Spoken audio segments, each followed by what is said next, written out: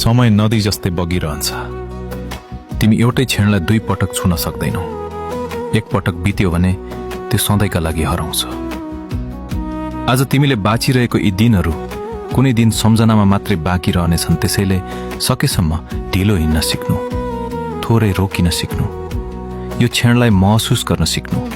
किनकि जीवन सधैँ दौड मात्र होइन, कहिलेकाहीँ थामिएर आफ्नो सासको आवाज सुन्नु पनि जीवन हो। तिमी अहिले जहाँ छौ त्यो पनि कहिले दोहोरिँदैन। आजको हाँसो, आजको पीडा, आजको शान्ति, यी सबै भोलि सम्झना बन्नेछन्।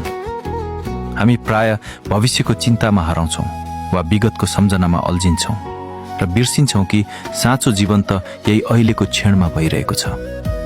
त्यसैले थोरै ढिलो गर्नु, फोनबाट एकछिन टाढा बसेर आकाशतिर हेर्नु, आफ्ना मान्छेहरूको आवाज सुन्नु। किनकि यो क्षण, यो सास, यो अनुभूति फेरि कहिले फर्केर आउने छैन।